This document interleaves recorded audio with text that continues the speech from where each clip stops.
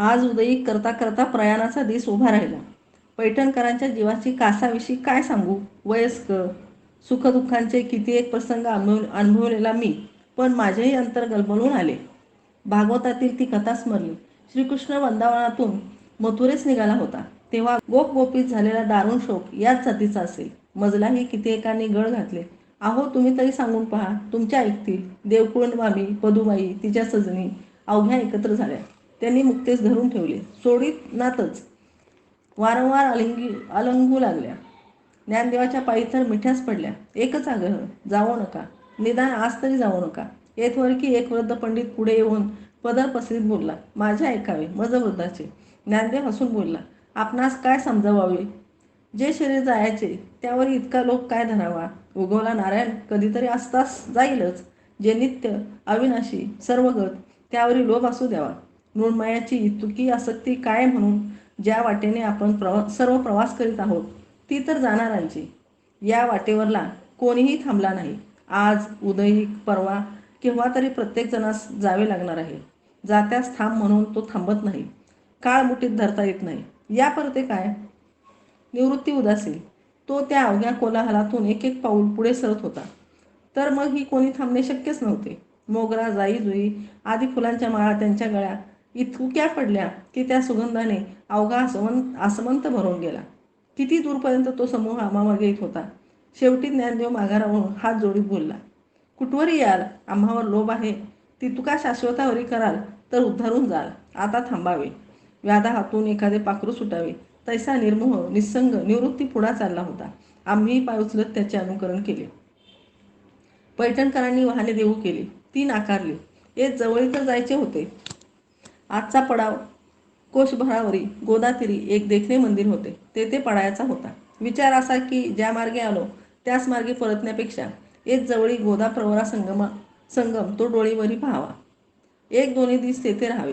मग प्रवरा तीरावरील त्रिभुवनेक पवित्र बहुत प्राचीन महालयाचे स्थान निधिवास तेथे काही दिवस घालून आळंदीकडे वळावे. ज्ञानदेवाची कीर्ती परिमळाप्रमाणे सर्वत्र दरवळली होती. जेथ जावे तेथ ग्रामस्थ मोठ्या आदरे स्वागतासाठी गावाबाहेर उभे असत. हार तुरे बुक्का असा एकच थाट. कोठेही आम्ही गावात राहिलो नाही. बाहेरही एखादे मंदिर असावे तर तेथ राहावे. ते नसेल तर कोंडी मळा, तोही नसेल तर कुण्या वडा औदुंबराखालते रात्र काढावे. रात्री अपार लहान थोर जमत. ज्ञानदेवाने कीर्तनास उभे राहावे, मात्र रात्र उजाडावी. त्याच्या ध्यानी सहजच आले की यांचे काहीतरी हरवले आहे. वरी वरी पाहता अवघे क्षेम आहे, धन आहे, धान्य आहे, समृद्धी आहे, स्थैर्य आहे, दडे चालून आली नाहीत, स्वास्थ्य बिघडले नाही, राज्यात न्याय आहे, क्षितिश श्रीरामचंद्राच्या सत्तेमध्ये सर्वत्र शांती भासते आहे. मात्र हे वरीवरी अंतरीचा तोल हरपला आहे. ज्यांनी समाजाचे नेतृत्व करावे त्या पंडितांचीच बुद्धी स्थिर नाही. जणू त्यास अवघे उमगत असल्यामुळे ती चंचल झाली आहे.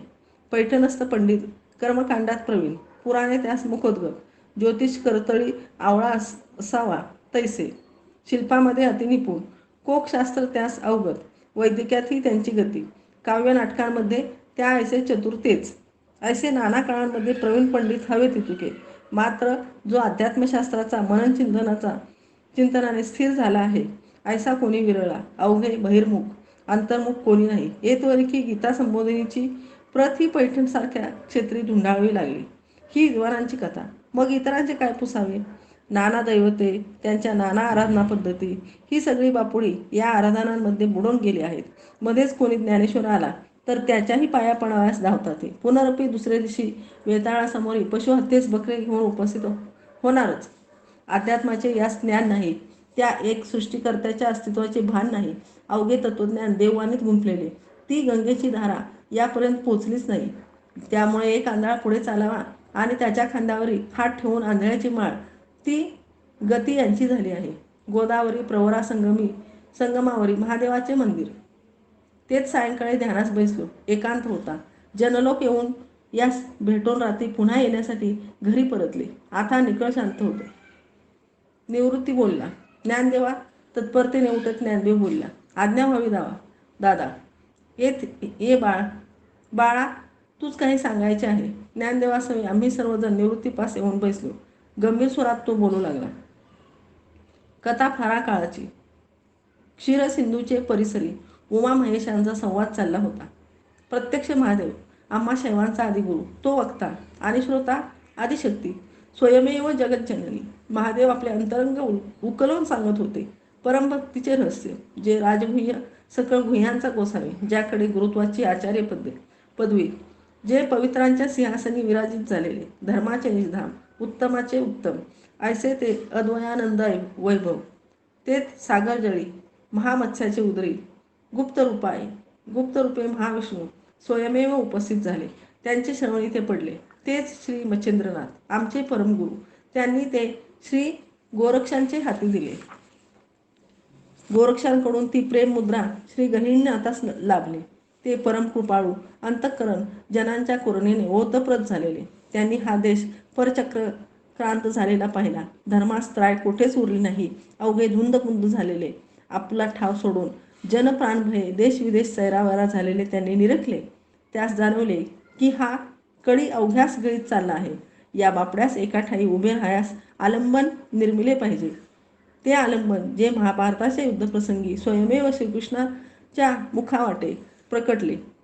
महायुद्धोत्तर काळी ज्याने ही भूमी जगवली, बौद्धांच्या धर्मप्रचारास कालांतराने गौणत्व आले, सर्वत्र सैरभैर झाले, तेव्हा जगद्गुरु शंकराचार्यांच्या मुखे जे प्रकटले ते गीतातत्व, सर्व उपनिषदांचे जणू ते सार, वत्स पार्थासाठी निर्मिलेले ते नवनीत, सर्व शास्त्रांमध्ये जणू मेरुमणी, असे ते श्रीकृष्ण अर्जुन संवादरूप श्रेष्ठ समाधीधन ते मराठे करून या बहुजनांपर्यंत पोहोचवले पाहिजे. हे श्री गुरूंचे कार्य त्वा करावेस. ज्ञानदेवा, तूच हे केले पाहिजे. श्री गुरु गहिनीनाथांचा हा आदेश आहे. हा त्यांचा महत्तम उपदेश आहे. ज्ञानदेव नेत्र मिटून होता तैसाच बसून राहिला. त्याच्या मुद्रेवर आवेगांची आवर्ती उमटली. आपली पदचिन्हे मागे न ठेवता हळूहळू ढाळे ढाळे ती दिसेनाशी झाली.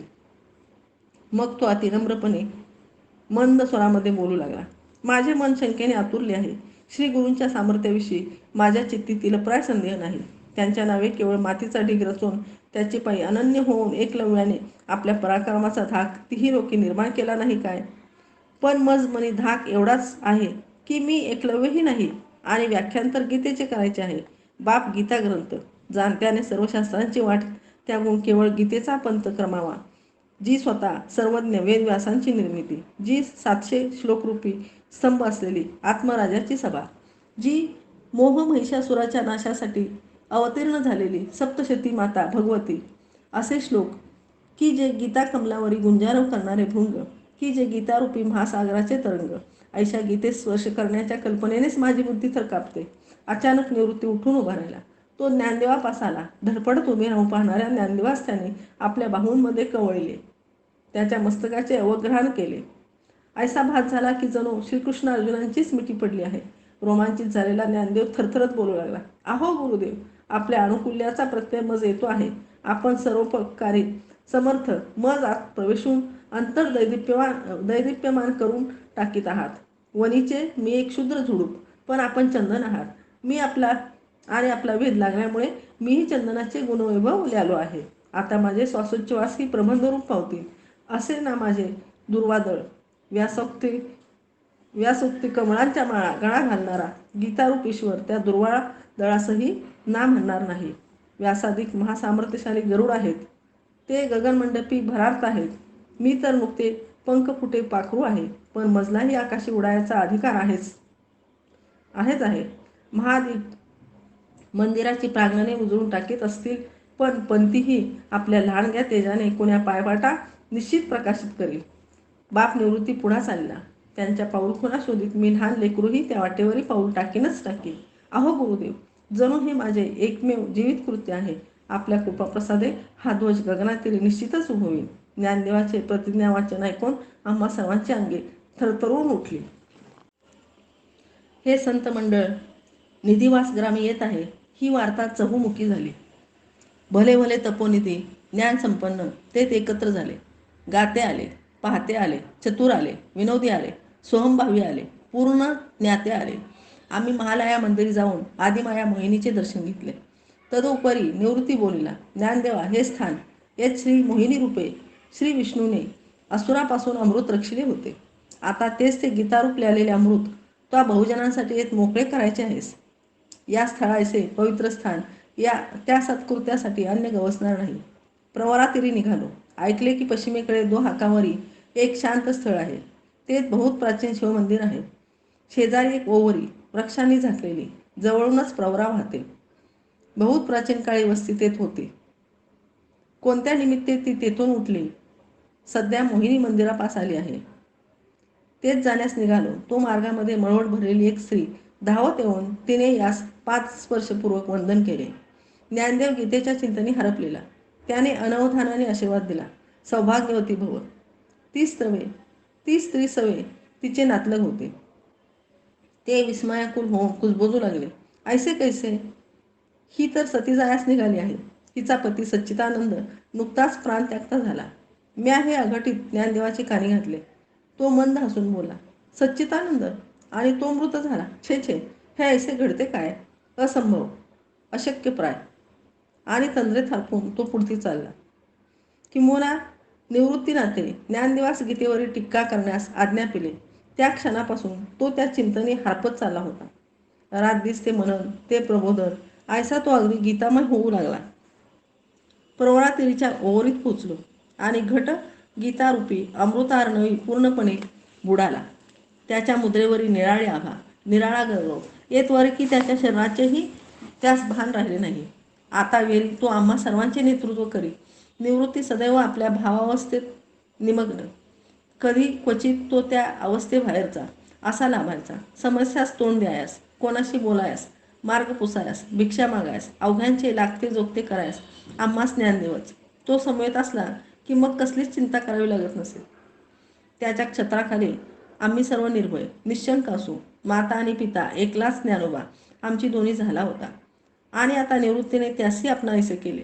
तीच भावावस्था, तीच समाधी, तेच आपल्याच अनुभवातळी बुडी देऊन असणे, हे जाणिले मुक्तेने. सर्वाआधी हे तिच्या ध्यानी आले. कळले की आपला हा ज्ञानदाता आता लौकिकायसा उरला नाही. यास जपले पाहिजे, सांभाळले पाहिजे. हे तर मंत्रभारित व्यक्तिमत्व आहे. गीतावल्लीची आश्रयभूमी आहे. त्या परमात्मरूपी महाभूताने झपाटलेले हे झाड आहे. यास सुरक्षित राखले पाहिजे. पाहणे, ऐकणे, स्पर्शणे, सेवन करणे, चालणे, श्वसन करणे, झोपणे, कशाचे यास भान नसते, तेव्हा यास तनुमनुजीवेप्रमाणे एखाद्या चिमणीच्या पिलावाने जोपासले पाहिजे. एखाद्या पित्या लेकराचे सर्वस्व त्याची जननी होते, तशी ती त्याची माय झाली. तिने आपले अस्तित्व ज्ञानदेवाच्या अस्मितेत बुडवून टाकले. पूर्वोत्तर वाहिनी प्रवरा, तीरावरील ती ओवरी, प्रातःकाळ सूर्याचा झराळ, धरित्रीवरी उतरलेल्या वृक्षांच्या फांद्यामधून भुईवरी उतरताना ऊन चित्राकृती झालेले. ओवरीत आणि बाहेर देखील सश्रद्धांचा अपार समुदाय. काही एक अतर्क्य ऐकायस मिळणार या निश्चितीने समउत्सुक असलेला तो कुजबुजतो आहे. दृष्टी व्यासपीठाकडे लागलेली आहे. ती सभागृह गच्च भरले आहे. अजून श्रोत्यांचा पूर उणावलाच नाही. चहू दिशांचे ते एकवटत आहेत. नवल असे की एर यात्रांमध्ये कोलाहल असतो, त्याचा येथे मागमूसही नाही. जे अपूर्व प्रकटणार आहे ते अतिसजगपणे स्वीकारणे आहे याची सर्वात जाण आहे. येतवरी की एरवी कलरवणारे पक्षीही स्तब्ध आहेत. व्यासपीठ लतापुष्पांनी सुसज्ज आहे. धुपाचा गंध सर्वत्र दळवळतो आहे. मागे एक दगडी स्तंभ आहे. अगदी साधा, कोरीव नव्हे, अलंकृत नव्हे, पण त्या एकुलत्या स्तंभाजवळीच गीता प्रवचनाची द्वारिका प्रकटणार आहे. ओवरीच्या मागल्या अंगाने निवृत्ती येतो. तो नेहमीप्रमाणे समाधीमग्न आहे. त्यामागे भावावस्थेत हरपलेला ज्ञानदेव मुक्तासोपान त्यास धरून आणीत आहेत. व्यासपीठासमोर एक आसन, त्यावरील निवृत्ती सिद्धासन घालून बैसला. त्याच्या चरणास स्पर्श करून ज्ञानदेवाने नमन केले. अवघ्यास नम्रपणे नमस्कार करून तो व्यासपीठापास पोहोचला. भक्त भाविकांनी त्याच्या मस्तकी बुक्याचा टिळा रेखिला, पुष्पमाळा घातल्या. तोवरी अवघे संत सज्जन नामस्मरण करीत होते. वासुदेव हरी, जय जय वासुदेव हरी, वासुदेव हरी, जय जय वासुदेव हरी.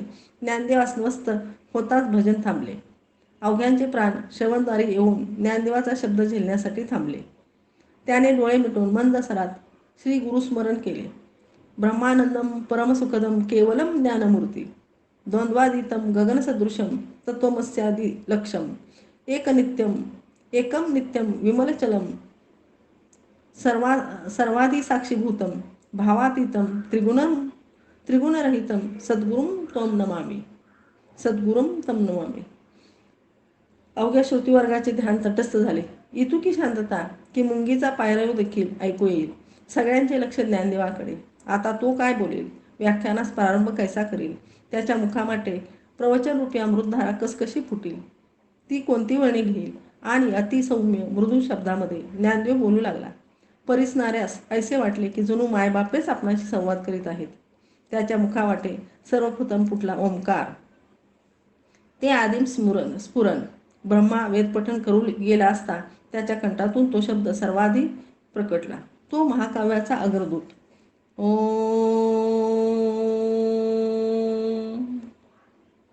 तो ओंकाराचा नाद विरताच प्रथम ओवी जन्म पावले.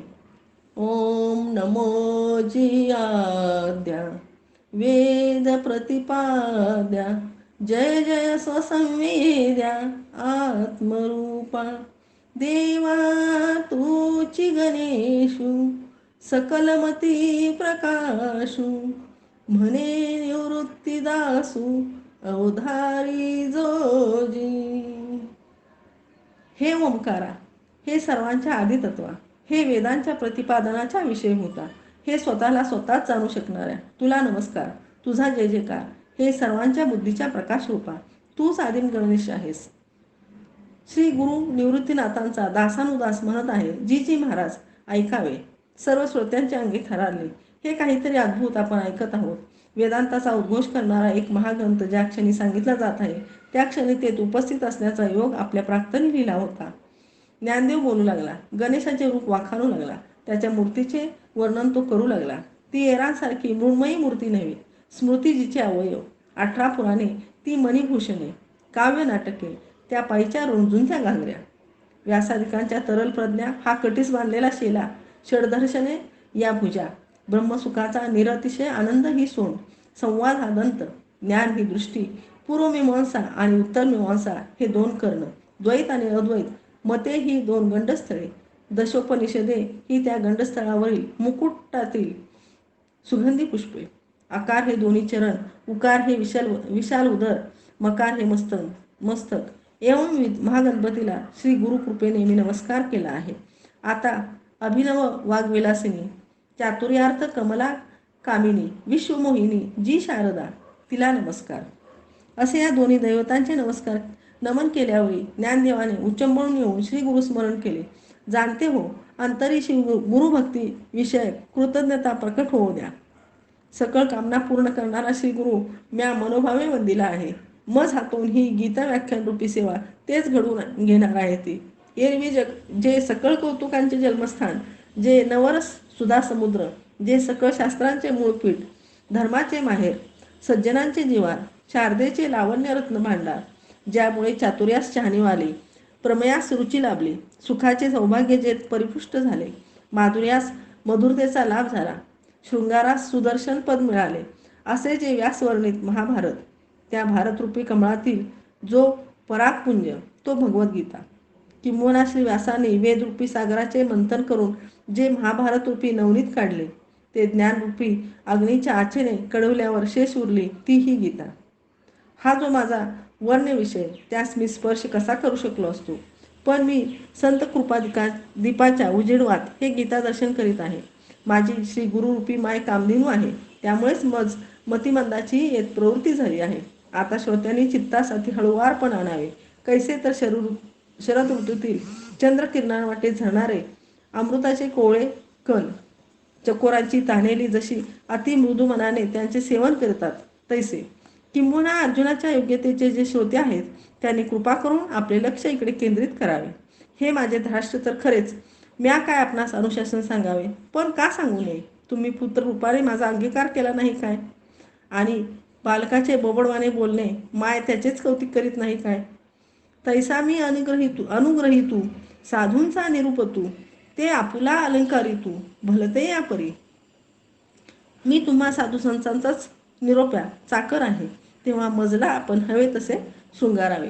यावरी निवृत्तीनाथ बोलले, ज्ञानदेवा थांब, हे आम्हास सांगावे न लगे. आता तू ग्रंथास प्रारंभ का करेनास. जी म्हणून ज्ञानदेव अतिसंतोषी ग्रंथारंभ करिता झाला. दुसऱ्या दिवशी पुन्हा तोच तो समूच चढता वाढता श्रोतुवंद. ज्ञानदेव येऊन स्वस्थानी बसण्यापूर्वी थोडी कुजबूज, व्यासपीठाशेजारी बैसून ज्ञानदेवाचे व्याख्यान लिहून घेतात ते कोण? ओळखीचे वाटतात ती. अहो, ते सच्चिदानंद कुलकर्णी. ते होय, ज्यांनी प्राणत्याग केला असा बोमाटा झाला होता आणि ज्ञानदेवाच्या कृपेमुळे पुनश्च जीवनदान लाभलेले. होय, तेच. येत आहेत श्री ज्ञानदेव. पुन्हा निखळ शांतता. ज्ञानदेव बोलू लागला. तरी पुत्र स्नेहे मोहितू धृतराष्ट्र ऐसे पुसू तू, म्हणे संजया सांगे मातू कुरुक्षेत्रीची. संजय माझ्या आणि पंडूचे युद्धाचे इच्छेने कुरुक्षेत्री एकवटले असता काय झाले ते मला सांग. मी ते ऐकायस अतिशय उत्सुक आहे. यावेळी संजय बोलला. ती वेळी तो संजय बोले, म्हणे पांडव सैन्य उचलिले, जैसे महाप्रळयी पसरले, कृतांत मुख. असे साधे सोपे प्रांजळ मराठ भाषेतले मंदबुद्धीसी सहज उमजणारे ज्ञानदेव वर्णू लागला. त्याच्या वक्तृत्वाचा ओघ गंभीर सरिता प्रवाहाप्रमाणे वाहू लागला.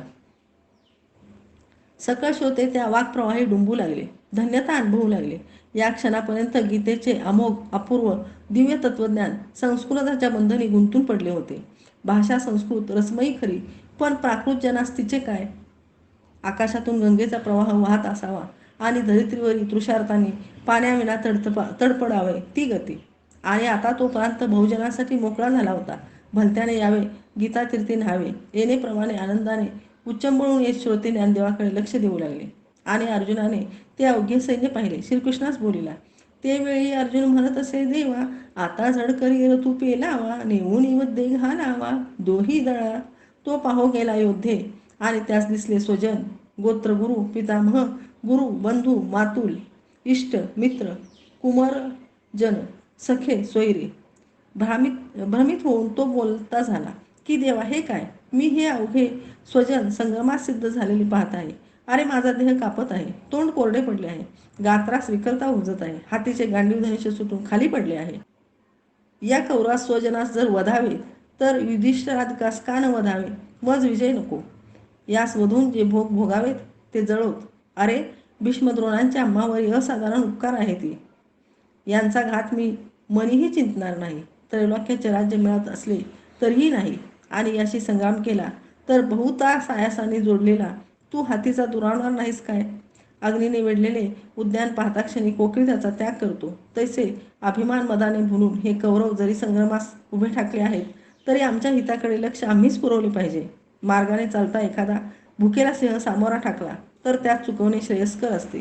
देवारे, या कल्मशाची थोरी ऐक. गोत्रजनांनी जर परस्परांचा वध केला तर त्या महादोषांमुळे कुलनाश होतो, आद्य कुलधर्म हरपतो, यमनियम ठाकतात, इंद्रिय स्वैर विचार करू लागतात, कुलस्त्रिया पतित होतात. चोहाट्यावर ठेवलेल्या बळीवर चहूबाजूंनी कावळ्याने तुटून पडावे तैशी महापापे त्या कुळात प्रवेशतात. नखाक्रास सर्प डसला तर क्षणात ते त्याचे विष अवघ्या शरीरी पसरते, तैसे त्या पापी कुळीचे पितरही भ्रष्ट होतात आणि मग ते कुळ कल्पांतावेरी नरक भोगते. देवा तू हे मजकडून विविध ऐकत आहेस, तरी अजून तू याचा त्रास उपजला नाही काय? तू आपले हृदय वज्राचे केले आहेस काय? मग अत्यंत उद्वेगला न धर तू गहीवर आला, ते तेवढी घातली खाली.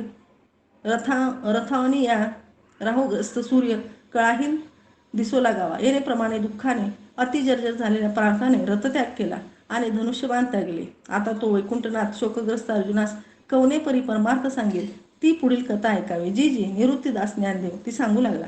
प्रतिदिनी नवा रंग, नवा उपदेश. येतवरी की कथा हा तर श्रवणाचा विषय होता, पण इंद्रिये आपापसात कलह करीत म्हणू लागली की हा आमचा विषय. परम कृपाळू श्रीकृष्णाने पाहिले की एखादा राजहंस कर्दमी ऋतावा, तैसा हा पार्थ करुणेने अगदी द्रवून गेला आहे. तो म्हणाला, अरे तू शूरवृत्तीचा ठाव, धैर्यशील क्षत्रियांचा राजाच जणू. तुझ्या पराक्रमाचा धाक चहुदिशी पसरला आहे.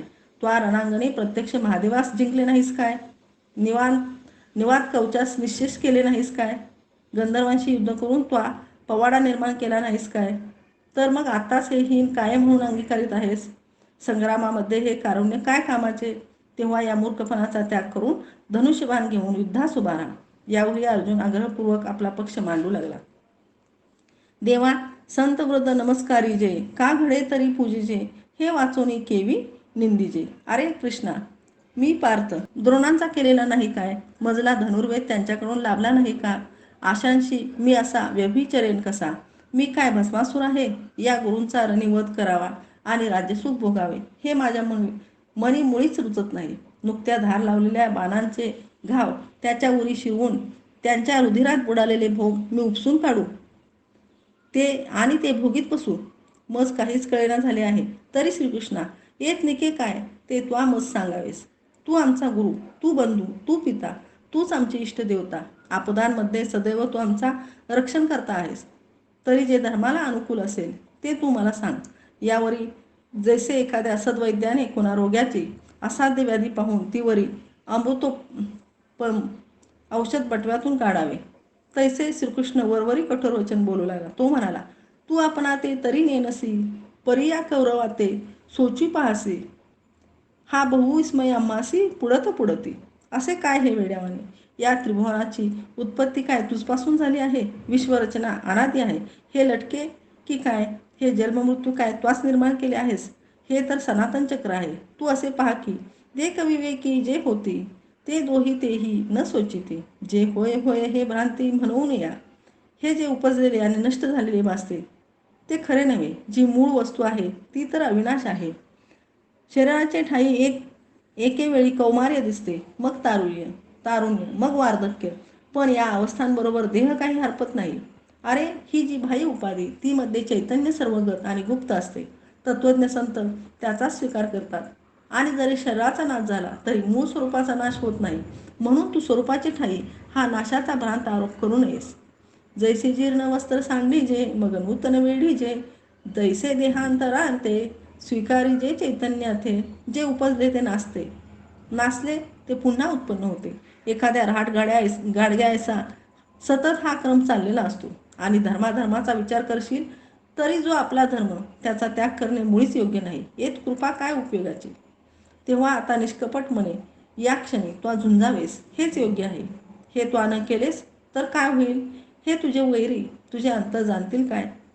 हे म्हणतील गेला रे गेला अर्जुन आम्हा बिहाला, हा सांगे बोलू उरला निका काही. अरे, सुख प्राप्त झाले असता तेने गुणे सुखी होऊ नये. दुःख सामोरे ठाकल्यावरी दुःख पावू नये. अत्यंत योग्य असे धर्माचरण करीत असता जे पावेल ते निवांतपणे साहोनी जावे. गणित नवनवा रंग भरत होता. वर्षाकाळी सरिता भरू लागावी, तिचे जळ थडी स्पर्श करीत वरी उठावे, ती गत झाली. या अद्भुत गीता प्रवचनाचा कीर्ती परिमळ पसरत चालला. तो दुरून श्रोत्यांचे थवे निधिवासाच्या दिशेने लोटू लागले. ज्ञानदेव अधिकाधिक हरपत चालला.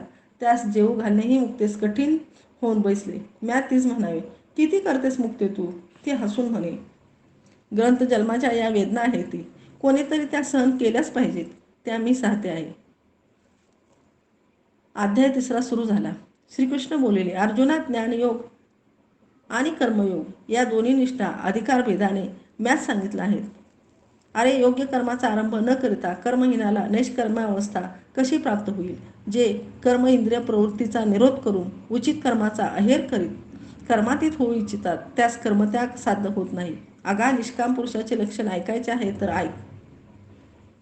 अंतर्यामी दृढ परमात्म स्वरूपी घडलेला आणि बाहेरी एऱ्या सामान्यांप्रमाणे करीत असलेला तो निष्काम. जळातले पद्मपत्र कैसे ते जळी असूनही जळाशी संपर्क येऊ देत नाही, तैसा तो मोहमळाचा स्पर्श होऊ देत नाही. आणि हे पहा, उदरतृप्ती झाल्यावर स्वयंपाकाचा खटाटोप संपतो, तैशी आत्मानंदाच्या प्राप्तीनंतर कर्मे मागे थांबतात. हे जोपर्यंत होत नाही, जववरी अर्जुना तो बोधू भेटेना मना, तवची या साधना भजावे लागे. म्हणून तू सर्व आसक्तीचा त्याग करून आपल्या धर्माप्रमाणे वागावेस. जनकाधिकांनीही येणे कर्ममार्गे मोक्ष मिळवला आहे. ऐसे बघ की ये लोकी वडील जे जे करतात त्यास धर्म मानून तेने जनलोक आचरण करतात. माझेच बघेनास पूर्ण काम असूनही एखाद्या सहकांक्ष पुरुषासारखा मी सर्व कर्मे करीत असतो. बापरे, शास्त्र निर्दिष्ट मार्गाने वर्तून जनास मार्ग दावून द्यावा. तेव्हा तूही हाती कोदंड उचल, रथामध्ये आरूढ हो, वीरवृत्तीला दृढालिंगन दे. अरे, आपला जो धर्म असेल तो आचरण्यास कितीही कठीण असे नका, त्याचेच अनुष्ठान केले चांगले. लोकांची धवराळे पाहून आपली तृणारे जाळणे हे काही शांतपण नव्हे. यावर अर्जुनाने प्रश्न केला की तर मग ज्ञानीही पथभ्रष्ट काय म्हणून होतात? श्रीकृष्णाने सांगितले की हे काम आणि क्रोध हे जणू ज्ञाननिधीचे भुजंग, विषयदरीचे वाघ, हे देहदुर्गीचे धोंडे यांनी संतोषवनाचा नाश केला. धैर्यदुर्ग उद्ध्वस्त केले, आनंद रूपे उपटून टाकली. यास जिंकल्याविना ज्ञानप्राप्ती होणे शक्य नाही. हे दोन निमाले की मग तो पुरुष ब्रह्मसाम्राज्याचा चक्रवर्ती होतो. भगवान म्हणाले की मी जन्मरहित असूनही मायेच्या योगाने वारंवार आवरतो. ज्या ज्यावेळी अधर्माकडून धर्माचा पराभव होतो त्या त्यावेळी जे माझे त्यांचा कैवार घेण्यास मी साकार होतो आणि अज्ञान रूप तम नाहीसे करून टाकतो. मी अविवेकाची काजळी फेडून विवेक दीप उजळी. तै योगी या पाहे दिवाळी निरंतर. हे पंडुकुमारा, माझी मूर्ती प्रकटल्यावरी पापाचा पर्वत निश्चेष होतो आणि पुण्याचा अरुणोदय होतो. येणेप्रमाणे अर्जुनास कर्म प्रवृत्तीचा उपदेश केल्यावरी 6व्या अध्यायी योगपंथाचे विवरण सुरू होणार होते. पंचमहाभूतांनीच त्यांचा ग्रास करणारा योगपंथ, हे तर श्री महादेवाच्या अंतर्खुणेचे मर्म, तो नाथ संकेतूचा दंशू श्री कृष्णमुखे या अध्यायी तो प्रकट होणार होता. श्री गहिनीनाथांचे शिष्य श्री निवृत्तीनाथ, त्यांचे एकुलते अपत्य जो ज्ञानदेव, त्याच्याकडून हे व्याख्यान ऐकायला लाभणार होते. आमच्या या भाग्याचा हेवा स्वर्गीच्या देवतांनी करावा. ज्ञानदेवाने या अध्यायाचे वर्णन, गीतार्थाचे सार, विवेक सिंधूचा पैलपार, योग विभव भांडार या शब्दांनी केले. त्याने प्रतिज्ञा केली की हे मराठ्या शब्दात उघडे करीन. माझा मराठाची बोलू कौतुके, परी अमृता तेही पैजा जिंके, ऐसी अक्षरे रसिके मेळवीन. त्याचबरोबर त्याने आम्हा श्रोत्यांना सजग करून म्हटले की हे ब्रह्मरसाचे भोजन आहे. नित्य नव्या आत्मप्रभेची ठाण देवी करून तिच्या प्रकाशी इंद्रियास कळू न देता जो सेवन करेल त्यासच हे फावेल. संन्यासी आणि योगी यांची नाना चिन्हे सांगत ज्ञानदेव म्हणाला की ज्याच्या इंद्रियरूपी घरामध्ये विषयरूपी तस्कराचे येणे जाणे नसते आणि आत्मबोधाची ओवरी हे ज्याचे विश्रांती स्थळ असते त्यास योगारूढ ओळखावे. अर्जुनाने देवास पुसले, हा योग कैसा? ही कवनाची कहाणी सांगत आहात? देव हसून म्हणाले, ऐक रे बापा, तुझे सर्वच पोट पुरवितो. या योग साधनेसाठी उत्तम निरापद स्थान शोधणे आवश्यक आहे. ते कैसे असावे? तर जेथ वैराग्य दुणावेल, जे संतांनी वसवलेले असेल, जेथ पाखंड्यांचेही मन स्थिरावेल, जेथ परब्रह्माचा साक्षात्कार अगदी सहज घडू शकेल, जेथ साधक राहत असतील, जे दूर एकांतामध्ये असेल, तिथे फळे मुळे सहज उपलब्ध असतील, पावला पावलावर पाण्याचे झरे, मंद छाया, मंद प्रकाश आणि मंद पवनाचे झोके, जेथ वन्य श्वापद असणार नाही, शुक असणार नाही, भृंगाचे गुंजन तेत नसेल, 4-2 हंस, सारस पक्षी, एखाद्या वेळी आला गेला कोकिळही चालेल, क्वचित कधी मयुरानेही ते डोकावून जावे आणि अशा स्थळी एखादा निगूढ मठ, गुहा किंवा शिवालय असावे आणि त्या एकांताई आसन लावावे. कैसे? तळी दर्भ अंतरावे, वरी कृष्णाजीन, त्यावरी दूतव्रस्ताची घडी, वरी मन एकाग्र करून बैसावे. मुद्रेची प्रौढी कैशी? तर पोटऱ्यात चेपून घातलेली मांडी, उजव्या पायाची टाच खाली, त्यावरी डावा, उजव्या टाचेवरी सर्वांग तोलून धरावे. या नाव मूळबंद वज्रासन हे याचे आणिक एक नाव. मग द्रोणाकृती अंजुळी, डाव्या पावली विसावते, दोन्ही खांदे वर चढताती, डोळ्याच्या पापण्या मिटू पाहताती, वरच्यावरी ढळताती, तळीच्या तळी पुंजाळताती, अर्धोन्मिलित दिठी होते, मनाचे चांचल्य मोडते, कल्पना विरमते, प्रवृत्तींचा उपशम होतो. क्षुधा तृषा काय झाल्या, कोठे गेल्या, काही आठव उरत नाही. बहुत प्रयत्नांती असे हे वज्रासन सिद्ध झाले की त्याच्या उष्णतेने माता कुंडलिनी जागी होते. जणू ते कुंकुमाने न्हालेले नागाचे पिले, विद्युत लखेची रेखा, वन्ही ज्वाळांची ती घडी, सांडे पंधरे या सुवर्णाची ती लगड, ती वज्रासनाने सावध होते.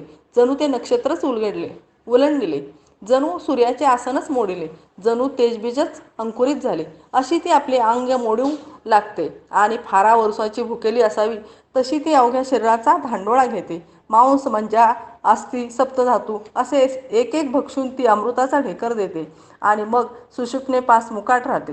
शरीरात अद्भुत परिवर्तन होते. तापलेल्या मुशीतील मेण ओघळून जावे आणि ती तप्त सुवर्ण रसाने भरावी, तैसे ते शरीर. मग अवयव कसे दिसतात? तर जणू ते स्वयंभर स्फटिकाचे आहेत, किंवा रत्नबीजास फुटलेले ते कोंब आहेत, किंवा सायंकालीन रंग घेऊन त्यांचेच ते अंग वळिले आहे. तो योगी आनंद चित्रीचा लेप, महासुखाचे रूप, तो कनक चंपकाचा कळा, की अमृताचा पुतळा, की बहरास आलेल्या कोवडिकेचा मळा, शरद ऋतूतील ओलाव्याने सतेज झालेले चंद्रबिंब, किंवा आसनावर बैसलेले मूर्तिमंत तेजच, ऐसे ते शरीर नवे रूप लेवून प्रकटते आणि मग समुद्रापलीकडचे त्यास दिसते. गगनीचा स्वरसमूह त्यास ऐकू येतो. अरे, प्राणवायूचा हात धरून आकाशाची पायरी करून सुषुष्मा रूपी दादराने ती माता कुंडलिनी हृदयांतरी प्रविष्ट झाली की अनाहताची बोली बोलू लागते. घोषाच्या कुंडी, नाद चित्रांची रुपडी प्रणवाच्या वळणा वाणी रेखलेली दिसू लागतात. हृदयाकाशीच्या माझघरी प्रवेशलेली ती कुंडलिनी आपल्या तेजाची शिदोरी चैतन्याला समर्पित करते. मग ती कुंडलिनी कशी दिसते? सोनसळी महावस्त्र नेसलेल्या पवनाच्या पुतळीने ते फेडून ठेवावे. दीपज्योत वाऱ्याच्या झुळकीसरशी दिसेनाशी व्हावी. गगनांतरी शनैक लकाकून वीज नाहीशी व्हावी. तैशी हृदय कमळी जणू ती प्रकाशाची झरी वाहत यावी. हा नाद संकेतीचा दंश. हा साध्य झाला की मग जे उन्मनीचे लावण्य, तुर्येचे तारुण्य, आकाराचा प्रांत, मोक्षाचा एकांत, विश्वाचे मूळ, योगतुमाचे फळ, ते जे अनिर्वाच्य भासू त्यात तो योगी पावतो. त्या जातीचा तो होऊन जातो. यावरी अर्जुनाने पुसले की येणेप्रमाणे कोणी एक मोक्षपंथांचा वार करी, पण सिद्धीलाभ होण्यापूर्वीच मध्येच त्यास देह ठेवावा लागला तर? श्रीकृष्ण बोलले की तो पुन्हा जन्म घेतो. कुठे?